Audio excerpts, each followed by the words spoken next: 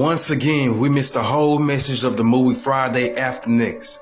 Why? Because we were so busy laughing at Craig and Day Day. So busy laughing at Miss Pearly. So busy laughing at Uncle Elroy. So busy laughing at Mr. Willie slap his own mama in the commercial. So busy laughing at Damon dancing to a Tupac song. So busy laughing at Money Mike and his pimp style. All these things was entertaining. That's why they do it. So they can say they put it in your face, but you couldn't see it because you were so busy laughing at the entertainers. The whole movie is about homeless people. Just like I say in all my videos, they always show you at the beginning of the movie what it's all about. So let's go to the beginning. At the beginning of the movie, you see a skinny version of Santa Claus, a black man, breaking in people's house, stealing their gifts. Now you probably gonna say, bro, we already know that. Hold on, let me cook. Now, throughout the movie, they refer to him as a crack baby or crackhead. But bro, this is not a crackhead. This is a homeless man, bro. Now you're probably saying, crackhead, homeless man, so what? He's still trying to break in people's house, bro. Nah, I don't think you get it. See, they trying to show you that we are a bunch of hypocrites, and they putting it right in your face, bro. See, let me break it down. See, the Christmas that everybody's gonna celebrate this month, they're backwards, because they're about to commit one of the 7 deadly sins, which is gluttony. Y'all about to overeat with excessive drinking and have a very Merry Christmas. And then you're gonna shower your kids with all these gifts, which is materialism. See, that's what I'm saying. The Christmas y'all celebrate is backwards, because Christmas is supposed to be about giving to the unfortunate, not the fortunate. See, Christmas is supposed to be about giving to those who don't have, not to those who do have. I mean, why wait all the way until the 25th to show off how much you can spend on people who already have? Why open your curtains and show off your big old Christmas tree with the ornaments and everything when you know it's families who don't have? So it's like a slap in the face to homeless people. That's what you're doing when you're celebrating Christmas. So Santa Claus stealing presents from under the tree you see in this movie represents Robin Hood. Steal from the rich, gives to the poor. The only difference is he's the poor person. He's the homeless man. This is a homeless man that's tired of seeing all these people have a very Merry Christmas and he is without. See, on the outside looking in, it look as though he's some type of crackhead that's trying to steal things and sell it to get money. I mean, Craig throughout the movie called him a crack baby, but that's not what he is, bro. He's a homeless man. If he was what Craig say he was, he would have been going after that plant. You know what type of plant I'm talking about. The cops had took it, but he took his time to make a sandwich because he homeless, bro. He haven't ate. Bro, somebody on drugs is not finna take their time and fix a sandwich, then dip. Nah, they finna grab all the stuff that they can sell, then dip. But he's fixing the sandwich, bro. That should show you right there that he's homeless, and that's all he is. So, Craig is beating up a homeless man that's looking for something to eat, and is trying to have a Merry Christmas just like everybody else. But you can't break in nobody's house, bro. See, towards the end, Craig and Day Day follow him to his house, and that's when they gave us a glimpse on what the movie's really about. It's all about the homeless, the unfortunate, the ones that we pass up every day, the ones that got the change in the cup, the ones who got the sign that says, "Can you give me $1?" They are failed by the society. That's why Christmas is the most evil time of the year, because it shows how fortunate you are and how unfortunate the homeless is. Now, Day Day and Craig seen what he was doing in there. They know he's a homeless man that just want a Merry Christmas like everybody else. But instead of them going in there and being like, you know what, you can have this, bro, you can have that, bro, they went up in there and beat him up and beat him up with a Christmas tree. But before he came in there, Craig called him a crack baby. See, that's hypocritical, because if it really was about Christmas, they would have let him have this stuff, because Christmas is about giving, right? But he's not a crack baby, like I said. He's a homeless man. If he was a crack baby, he would have sold all the stuff that's in his house. Just look what's in his house, bro. That boy still got a computer and a lot more product that haven't even been opened yet. Look at all these gifts, bro. He even got the Christmas tree up. If he was a crack baby, he would have sold all this stuff for money to somebody. That just shows you, bro. He just wanted a Christmas like everybody else. So instead of beating him up and all that, Day and Craig's approach should have been, if they really was about the Christmas spirit, hey bro, you can have all that. Matter of fact, come to the party. But you gotta take all the rest of this stuff back. You know what I'm saying? They could've did something like that. Now there's gonna be some people that say, nah bro, you tripping. I would've beat him up. I would've never gave him nothing. He stole that stuff. But hey, y'all celebrate Christmas, don't y'all? Ain't that the Christmas spirit, to give to those that's unfortunate or to those who don't have? I'm going by what y'all say. Nobody asked the homeless man, do he need help? What's going on with him? They just threw him out the window, got ran over by a car, and left that boy back on the street. Cold-blooded. So it's a metaphor for how we treat the homeless during these holidays. When I hear about the movie Love and Basketball, women always say, that's my favorite movie because of the love they have for each other. Bro, what love? There is no love in this movie at all. This movie should be called Obsessed in Basketball, not Love in Basketball. The whole movie is about a woman that's obsessed with a man that don't want nothing to do with her. Now looking at the movie, you probably say in this scene, they do have feelings for each other, bro. Look how they looking at each other. Nah, the only reason he looking at her like that is because he liked the way she look. To him, she just another girl on the list, just like any other girl. He don't care about her, bro. The one and only time he showed any interest in her is when she had that dress on and she laid down her hair. Other than that, he didn't show no interest. So there is no love here, bro. Bro, this is all her. She basically chasing a man that has no feelings for her, trying to make him feel what she feel for him. Why? Because she's obsessed with him. That's not love, bro. Like, she even showing signs of an obsessed person. The way she approached him trying to get a ride home. He never said he was gonna give her a ride home. She said it. She said she gonna be by his car, as if she's his wife or something. Like, how you gonna make somebody take you home? See, these are the signs of an obsessed person, bro. Then when you get in the car, you're reading a letter that was supposed to be for him. That's invading privacy, bro. She give you that toxic baby mama vibe, bro. Now, usually in love movie, how it's supposed to go, the man's supposed to chase the woman. But in this movie, Obsessed in Basketball, it's the woman chasing the man. Like, every time you look up, she trying to get his attention. And next thing you know, they having sex. That's all he wanted, bro. He ain't had no feelings towards her. It wasn't about no love and basketball. The man was just a straight player, talking about I score, you strip. Bro, it was all about sex for him and lust for her. Wasn't about no damn love. Now, it's been 5 years since they broken up, and she moved all the way to Spain. Not one time he attempted to try to come down there and visit her, bro, because he don't want her. But she came back down there where he at. Because like I said, she's obsessed with him. And he's engaged, and yet she's still pushing. Now, even though she found out he was engaged and was finna to get married, she still was chasing him. Still knocking on his window, bro. And their argument gonna be, he really did love her. He just wanted her to prove it, and she did it in that basketball game. Man, get out of here with that. You expect me to believe some basketball game made them deeply fall in love with each other? I ain't trying to hear it, bro. Bro, the man was not worried about her. He was engaged to this woman and was finna move on with his life. The only reason he got back with her and created a family with her is because she wouldn't let go, bro. She wouldn't stop. She was obsessed with him. So he just gave up. But you see how long this relationship is gonna last. See, they need a Love and Basketball, Obsessed in Basketball Part 2.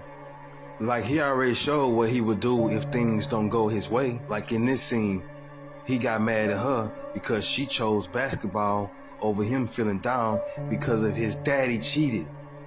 Bro, how you gonna get mad at your girl because she's sticking to the responsibilities of a basketball player, bro? You know that's her life. You the one that told her to get her attitude right and play right. If you don't start a bad attitude, no one's gonna recruit you. Hey. And then he said this. Anyone love ball as much as you.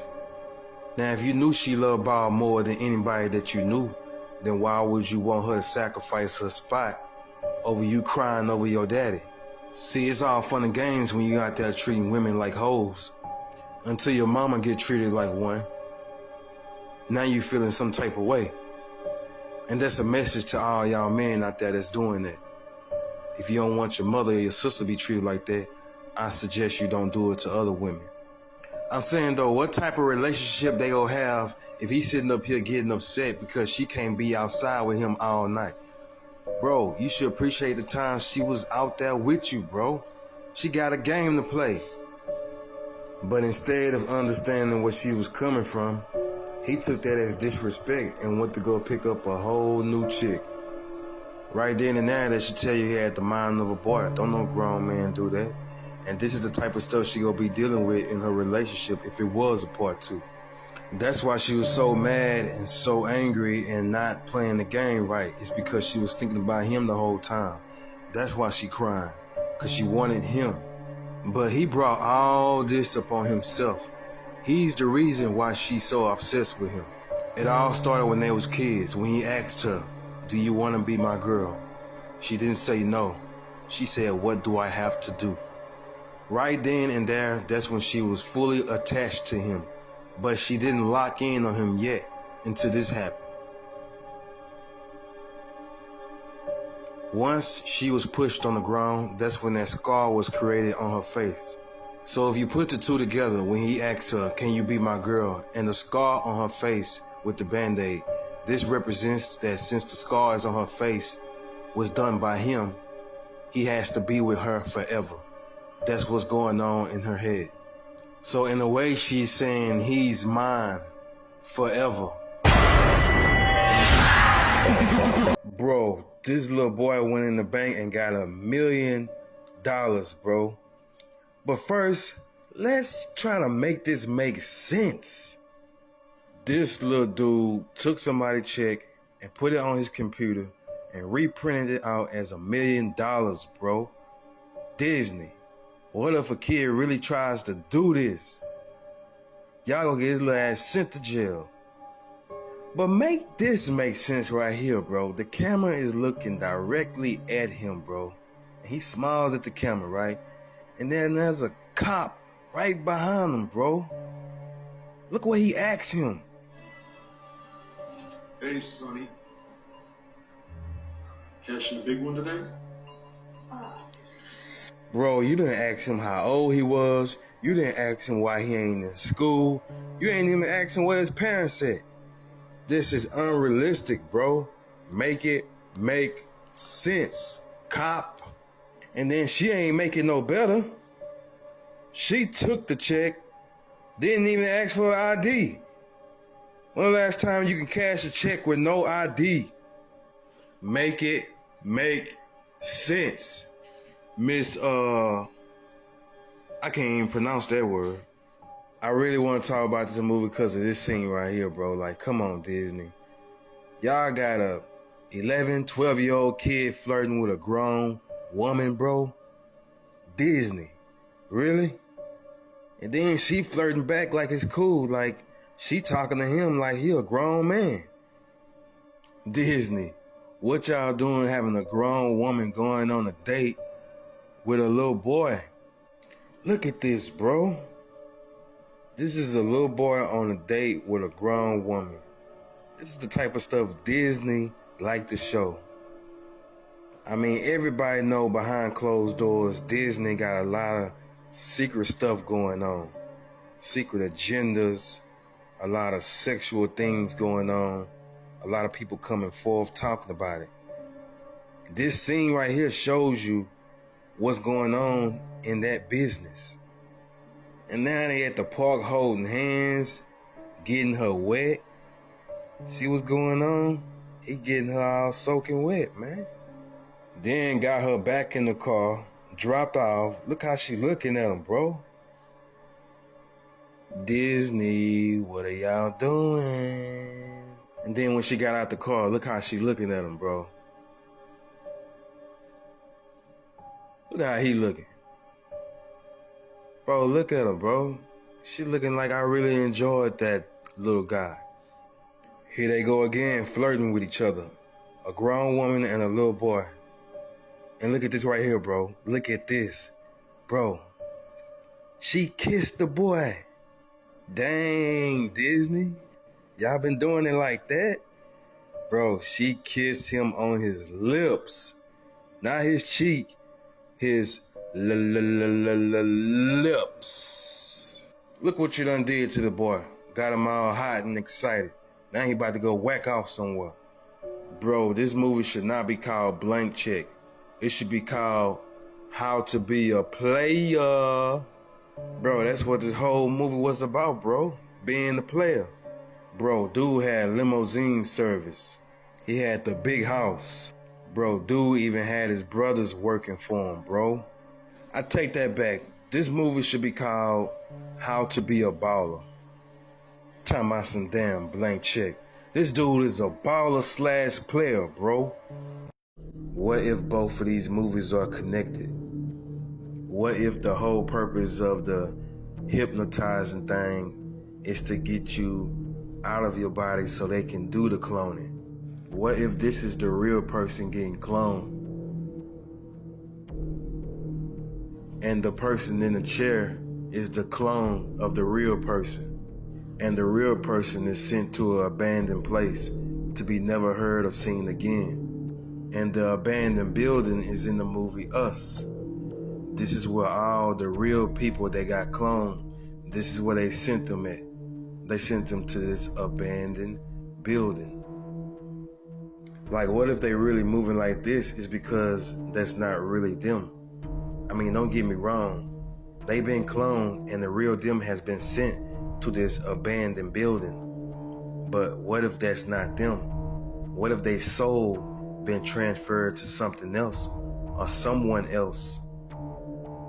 So if that's the case, then where is their real soul at? Where has it been transferred to?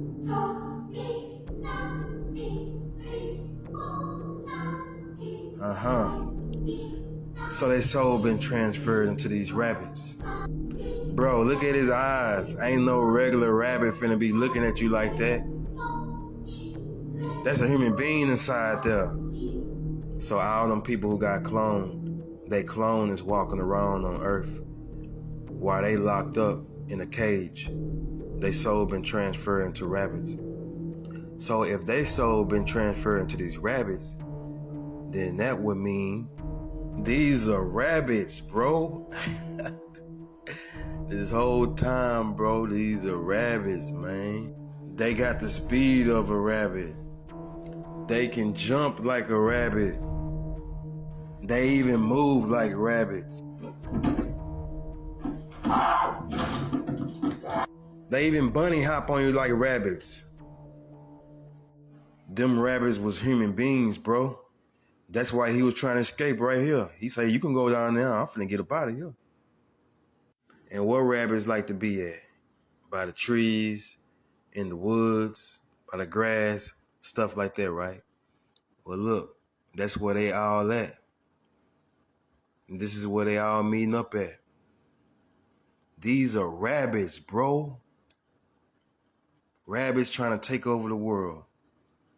So the movie Get Out and the movie Us is the rabbits telling the clones, get out of us. Those are our bodies, bro.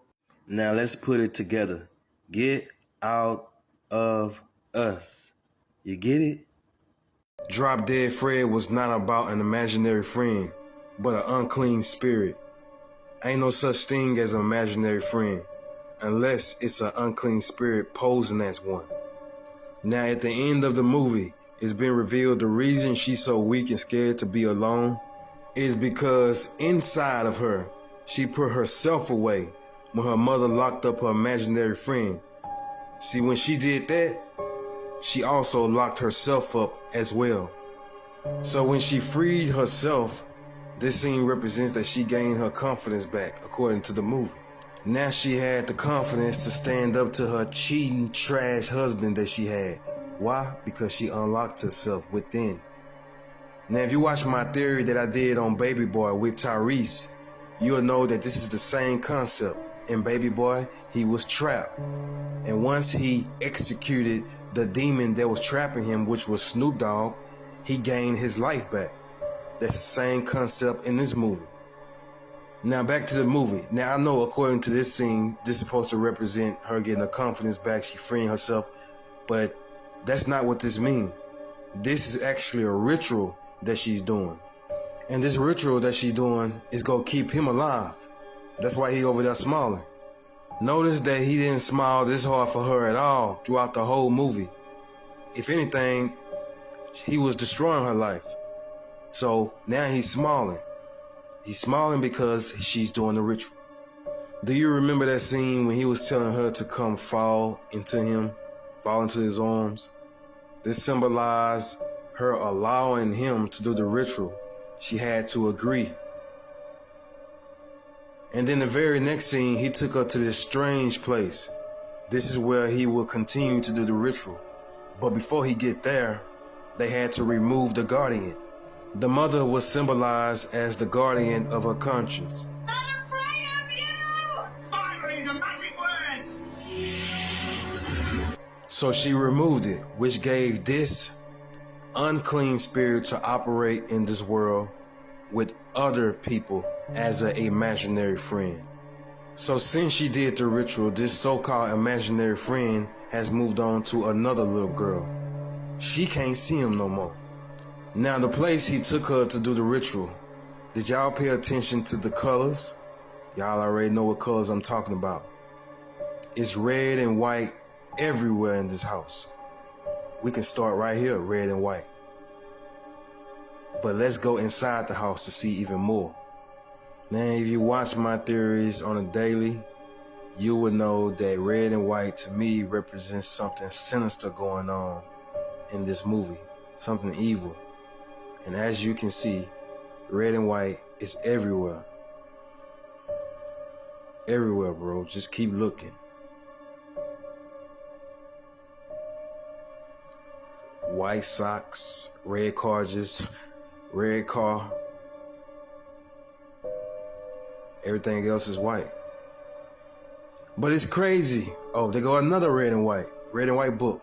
But it's crazy. The mother is mad at the daughter for having this imaginary friend, but she the one who gave her this imaginary friend. Let's go to the beginning. So here she is as a little girl, and look, there's the red and white again on the stuffed animal. It's evil everywhere in this movie. So this is her mother reading her this book that says fairy tales with a man that's dressed in green and a girl with blonde hair. That's where this creature come from. Reading her these fairy tales. See, this is what happens when you feed your kids these fairy tales. It's doctrines of demons. She should have read to her the Holy Bible. See, she think that's a regular book. That's not a regular book. That book has curses and spells in it. That's what they do. So due to that book she was reading to her, had spells and curses and magic in it. Now that deity is inside of this box, and she's releasing it. But it makes sense though, because according to folklore, do you know in French, Jack in the Box meant devil in a box? Let's read. A theory as to the origin of the Jack in the Box is that it comes from the 14th century English prelate Sir John Scorn, who is often pictured holding a boot with a devil in it. According to the folklore, he once cast the devil into a boot to protect the village of North Marston, and I can't say that long word. In French, a jack in the box is called a devil en boîte, literally devil in a box. So before it was toys and clowns and stuff jumping out of these boxes, it was a depiction of a devil coming out these boxes. So according to reading that, now it makes sense why he came out this box. It represents a devil. Big Mama house is exactly what it looked like from the beginning of the movie. From the beginning of the movie, the FBI thought that Sherry had something to do with her boyfriend stealing their money from the bank. The way the FBI sees it, she was a loan officer that worked in the bank, which means she gave him access to the vault. But towards the end of the movie, it's been revealed that she didn't know anything about the money and her keys were stolen to the vault. He stole my keys, he got into the vault. He shot 2 people and he must have hidden the money in the transfer locker before they arrested him. Now she claims she didn't know about the money, but I think she did know about the money this whole entire time. At least that's the theory. I think she planned to leave town or to leave the state with that money. I knew that the keys were missing and I didn't say anything to anybody because I was afraid I was going to lose my job. I knew that the keys were missing. I knew that the keys were missing. She knew the keys was missing, but she didn't want to lose her job. See, this is an insurance excuse. This is her excuse in case he got caught, and he got caught. And this is her excuse. And look, he fell for it. You're telling the truth. You didn't have anything to do with the robbery. Bro, all this crying and stuff is fake. She lying. Sherry is just trying to cover herself, and she threw her ex-boyfriend under the bus to do that. Bro, Sherry is not who you think she is in this movie. She's a straight up thief and a liar. See, what happened was she gave her boyfriend the keys to the vault, and they were supposed to get this money and move out of state somewhere. But he got caught. But you see, her boyfriend wasn't just no regular boyfriend. He was trained. He had this type of special training. So with this training, he was a professional at escaping things. She knew he had the ability to escape, but she didn't know he actually was going to escape. So when he did escape, that's when she came up with this plan to just take the money and leave town. See, she actually was supposed to wait for him and they was going to escape town with each other. But she had different plans. Why you think when she left, he pulled right up? And he like, you just go leave without me and just take all the money? Alright, that was the plan, bro. They were supposed to leave town with the money together. That's why at the end of the movie, he came back for her and the kid, because this is how they were supposed to be at the beginning. They were all supposed to leave town together. She claims she didn't know about the money the whole time, but at the beginning of the movie, she shows you she knew about the money that was in his treasure chest the whole time. Just pay attention to her reaction. Ready. Hey. Ready. Did you hear how loud it was when he slammed it on the floor? He didn't know the money was in there, but she knew the money was put in there. But at that moment, she forgot. But once that chest hit the floor, that woke her up and she was like, oh snap, I forgot we put the money in there. And when she called Big Mama, the only reason she called her because she needed a place to lay low for a while. Because at first she said she was finna leave. Hey, listen, I was taking a little vacation and I was sort of headed in your direction. So as you heard, she said she was gonna take a vacation, meaning that she was about to leave town, bro. She never planned to stay with Big Mama. This was all a play. She knew Big Mama was gonna tell her, come on, baby, come to the house, so she can use the house as a lay low. It wasn't until she started going to church is when she realized she wanted the family. So she really was relieved when they found the money, because they gave her an opportunity to start a new life. And that's exactly what she did. So yeah, she got him real good. But enough about the theory. Let's point out the stereotypes that's in here. Okay, so let's look at Martin in the red dress. So you know this is a mammy character stereotype, right?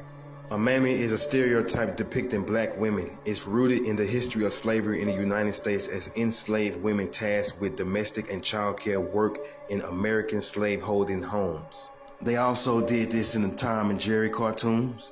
It's always gonna be a heavy-set woman with a very colorful dress and with a lot of jewelry on. And obviously in this scene you can see that she's a maid cooking and cleaning for white folks. Look at her hands. They are shaped like bear hands. And this time she has on red house shoes. And in the other picture she also had on red shoes. And in this picture, she has on the red shoes and the red hat. Now you're probably asking yourself, why they always got the color red for the main character? With me personally, I always point out the red and white in my theories because to me it represents something evil going on. And she has on a red dress with the white shoes. Also, there's a red chair over here. Also, there's something red on this pillow over here. So yeah, the color red. The color red is also associated with Aunt Jemima. Aunt Jemima was portrayed by Nancy Green, which was an American former slave. She was one of the first African-American models hired to promote this trademark of the Aunt Jemima recipe.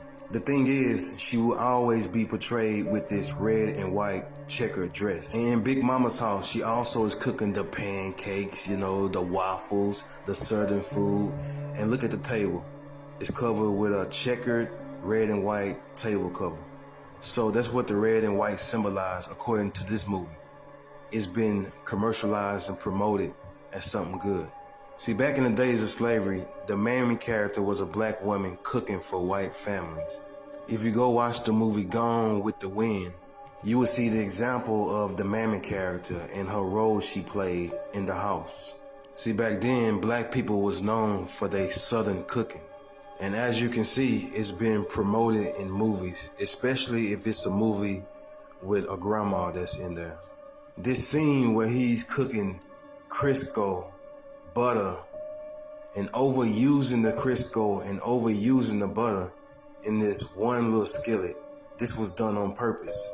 Now you probably looked at the scene and said, man, why would he put all this stuff in this one skillet? Ew, that's nasty. But this is what we actually put in our bodies. This is how it looks because of the southern food we eat.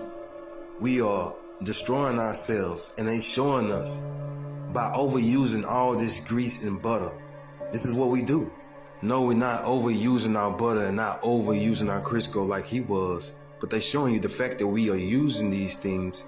This creates a lot of health problems that we are facing to this day. And don't forget when he burned himself in the kitchen and put his hand in the water. This is the same thing happened on Soul Food with the elderly woman that was on there.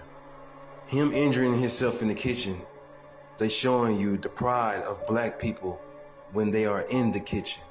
Even though our African American women was abused for their cooking and their talents in the kitchen, the history of it created perks for a black woman. Because what was once used as a domestic task for black African American women was now used to bring families together. Can't no woman cook like a southern woman, a southern black woman at that. And I ain't trying to be racial with it. I'm just giving you the history because I know a lot of people are coming here with that, oh, why you bringing up this and that? I'm bringing up history and I'm pointing out the facts. This don't have nothing to do with racism or none of that stuff. Anyway, on to the next video.